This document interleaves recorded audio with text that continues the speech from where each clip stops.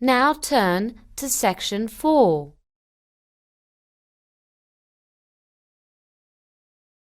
Section 4. You will hear someone giving a talk to parents on planning further education for their children. First, you have some time to look at questions 31 to 40. Pause the recording for 1 minute. Now listen carefully and answer questions 31 to 40. Tonight, I'd like to address myself to parents who are planning to send their children to university, but who might be concerned about the cost. There's no doubt that university education is a great asset. Not only will your children learn and grow, but according to the Department of Skills figures, on average, someone with higher education earns 50% more in a lifetime than someone without. But in the last decade or so, the cost of getting a degree has more than doubled, and it looks as if things are going to get worse. Maintenance grants were abolished in 1997, and tuition fees introduced for students in England, Wales and Northern Ireland. University fees are rising steadily, some of them more than £6,000 a year. If you thought funding a university education was beyond your reach, think again. With sound planning, you can provide your children with this opportunity of a lifetime. If you're a new parent, remember that the earlier you start saving, the less you have to pay every month, and the greater your return. Money will give you flexibility about where your children study and the course they choose. But how should you invest? There's no simple answer, but there are a number of options. The National Union of Students estimates that the average undergraduate needs about £25,000 to finance 3 years at university. Based on these figures, it is projected that when someone is at university in 20 years' time, the cost will be approaching £40,000. But this is assuming that university fees will only increase with the rate of inflation. It could, of course, be more.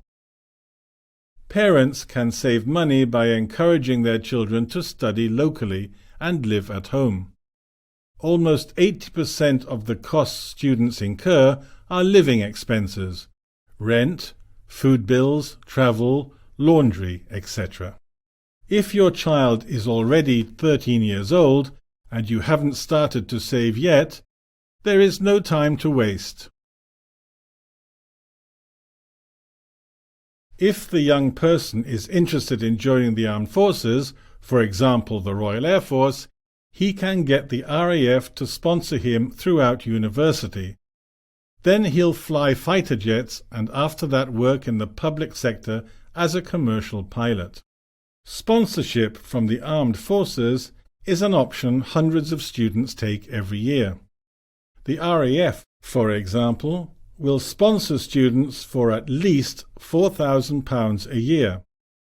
But this involves a minimum service commitment for the RAF. It's at least 4 years.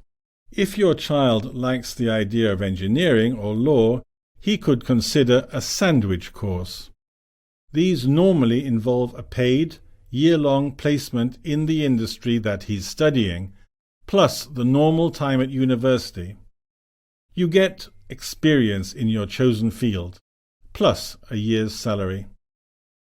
When your child is 16, you should start putting aside what you can, but there's no way you'll be able to fund a degree on savings alone. If your child is a gifted sportsman, you may be able to secure a sports scholarship. Scholarships and bursaries come in all sizes, are awarded for a variety of reasons, and may be a one-off or annual payments. You may be eligible to apply simply because of where you come from, or for a specific course you are attending. They are seldom advertised, and many go unclaimed every year. The Internet is a great way to start looking. There is a searchable database at www.studentmoney.org, and while you're at the computer, go to www.google.co.uk and type in some keywords. If you're a keen cricketer, for example, put in University Bursary Sport Cricket, for instance. Top of the results page is the University of Kent, which gives a £1,500 cricket bursary to talented players. If you haven't put any money aside, your teenager will almost certainly need to get a student loan. By far the best way for him or her to borrow.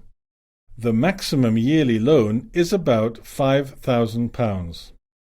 There are two reasons why the loan is so attractive. Firstly, the index-linked interest rate is very low, far lower than you'd get from the bank. Secondly, you don't have to start paying it back until you've left university and you start earning a decent salary. Now, a few more things to look at. That is the end of section 4. You now have half a minute to check your answers.